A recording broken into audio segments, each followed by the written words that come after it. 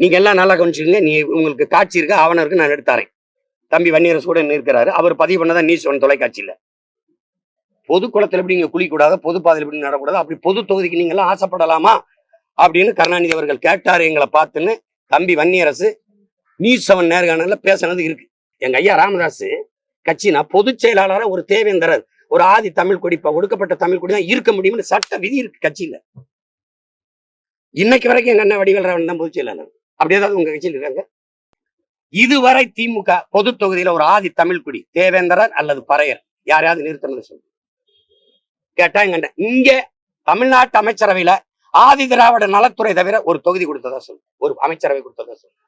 ஆனால் இதெல்லாம் பேசாத காமராஜ் ரட்டமலை சீனிவாசன் அயோத்திதாச பண்டிதருடைய பேரன் பரமேஸ்வரனை கூப்பிட்டு சேகர் பாபு இருக்கிற அறநிலைத்துறைக்கு அமைச்சரப்பட்டார். இன்னைக்கு இருக்காரு அந்த இடத்துக்கு.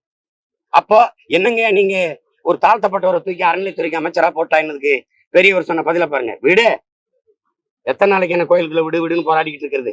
இனி பரமேஸ்வரனுக்கு இவன் தலைப்பாக கட்டி தானே தீரணும். அது புரட்சி, அது சனாதன ஒழிப்பு. நீ ஆரிய பெண், பார்ப்பன பெண் ஜெயலலிதா தலித்தலிமலை கூட்டி பொது திருச்சியில நிறுத்தி வெள்ள வச்சாங்க. அது சனாதன ஒழிப்பு. அருந்ததியர் தாழ்த்தப்பட்ட குடி தனபாலத்துக்கு 2 முறை சபாநாயகராக்கி எவன் வந்தாலும் எந்திரிக்கிற மாதிரி ஒரு பதவி கொடுத்து உட்கார வச்சாங்க. தனபால் வரும்போது முதலமைச்சரே எந்திரிக்கணும். அப்படி ஏதாவது செஞ்சிருக்கா? பெரம்பலூர் பொது தொகுதி தனி தொகுதியில இருந்து பொது தொகுதி ஆயிருச்சு. நல்லா கேட்டுக்கணும். பொது தொகுதி ஆயிருச்சுல ஐயா கருணாநிதி என்ன பண்ணிருக்கணும்?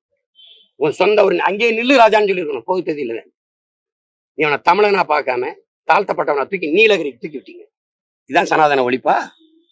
இதான் ஒழிப்பா? சரி, இன்னைக்கு மினிஸ்டர் இருக்கு. நீங்க இருக்கும்போது ஐயா கருணாநிதி இருக்கும்போது நீங்க துணை முதல்வராக இருந்தீங்களே, டிப்டி சீஃப் மினிஸ்டரா, அப்படி ஒரு ஆதி பறையரை தூக்கி அல்லது பல்லரை தூக்கி போடு பாப்போம், தேவேந்தரை தூக்கி போடு பாப்போம். சனாதன ஒழிப்புக்கு முயற்சி. வேங்கை வயல்ல எடுத்த நடவடிக்கை என்ன? இந்த கோயில பூட்ட போட்டு வந்த கோயிலுக்கு அந்த ஊர் பேர் என்ன? மேல்பாதியில நீ கோயில திறந்து உள்ள போய் கும்பிடான்னா சனாதன ஒழிப்பு முயற்சி.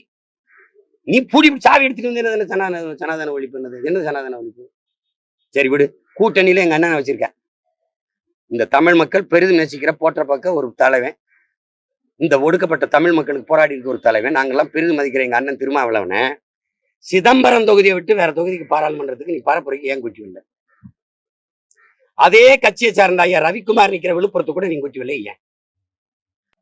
கூட்டணி கட்சியின் கொடியில விடுதலை சிறுத்தைகள் கொடியை மட்டும் ஏறி அர்த்தம் வேண்டாம். காட்சி வேணுமா உங்களுக்கு? இதுதான் சனாதன ஒழிப்பா? கூட்டணி கட்சி தலைவர்களின் படத்துல அவர் படத்துல மட்டும் வெள்ளத்தால ஒட்டி மறைச்ச வேலை இதான் சனாதன ஒழிப்பா? நீங்க எல்லாம் உட்காரும் போது அவரை எங்க உட்கார வைக்கிறீங்க? உங்களுக்குள்ள இருக்கிற அழுக்கே கொடுமையான சனாதனம். வீட்டுக்குள்ள ஐயரெல்லாம் கூட்டி வந்து பூஜை பண்றது அது சனாதன ஒழிப்பா? அப்போ ஒழிப்பா சொல்லுங்க. கொடுமை சனாதன ஒழிப்பு. நாங்கள் சனாதன ஒழிப்பு ஒரு முயற்சி கூட எடுக்கல, ஒரு சின்ன காலடி கூட எடுக்கல. இன்னும் ரெட்ட கோலை முறை இருக்குன்னு இன்னும் ரெட்ட கோலை நீ வெக்கப்படு, வச்சு கூட செத்துப்போ. நீ தானே தலாலான் இருக்க, அதை ஒழிக்க முடியல. அப்புறம் சனாதனத்தை ஒழிக்கிற நீ? ஆதி தமிழ் குடிய பழங்குடி பறையனை நீ பொது தொகுதிக்கு ஆசைப்படலாம்னு கேட்ட நீங்க சனாதனத்தை ஒழிக்கிறீங்களா? சனாதனத்தை வேண்டும்னு தொங்குற அவனுக்கும் உனக்கு என்ன வித்தியாசம் இருக்கு? இப்ப நீங்க தான் சனாதன ஒழிப்பு பேசுறீங்களா? பிறப்பு ஒக்கும் எல்லா உயிருக்கும் என்று மறைபாடிய வள்ளுவ பெருந்தகையிலிருந்து தொடங்கி இருக்குது சனாதன ஒழிப்பு, சனாதன எதிர்ப்பு. அதுக்கு பிறகு வள்ளலார், எங்க தாத்தா வைகுந்தர், எங்க தாத்தா வள்ளலார் வந்து தொடர்ந்து வருது. இந்த சனாதன கொடுமைக்கு எதிராக தான் அவன் சுத்த சன்மார்க்கம்னு ஒரு சமயம், அன்பு வழின்னு ஒரு சமயத்தை தொடங்கினது எங்க தாத்தா வைகுந்தர். அதனாலதான் அது இன்னைக்கு வரைக்கும் தொடர்ந்து இத்தனை ஆண்டுகள் ஆட்சியில நேத்தான் கட்சி ஆரம்பிச்சு ஆட்சியை பிடித்த மாதிரி நீங்க பேசிட்டு இருந்தீங்கன்னா சனாதன ஒழிப்புன்னு வேடிக்கை. 75 ஆண்டு ஆட்சி கட்சி தொடங்கி 60-50 ஆண்டுகளுக்கு மேல நீங்க தான் ஆண்டிருக்கீங்க. திடீர்னு சனாதன ஒழிப்புன்னா என்ன பேசுது? சரி, இந்த தேர்தல பாராளுமன்றத்தில் ஒரு தொகுதி கொடு. சின்ன பசங்க நாங்க வந்து 16 தேர்தல 22 தொகுதி பொது தொகுதி கொடுத்தேன். 42 தொகுதி ஆதி தமிழ் குடிகளுக்கு, மீதி 2 தொகுதி பழங்குடி மக்களுக்கு, 44 தொகுதி அரசியல் அமைப்பு கொடுத்தது. நீங்க என்ன கொடுத்தீங்க? கம்யூனிஸ்ட் கட்சியாவது மார்க்சிஸ்ட் பார்ட்டி இங்க நிறுத்தி ஒருத்தரை ஜெயிக்க வச்சிச்சு பொது தொகுதியில. அப்படியேதான் முயற்சி எடுத்தீங்க. நான் 22 தொகுதி கொடுத்தேன். 21ல 16 தொகுதி கொடுத்தேன் பொது தொகுதி.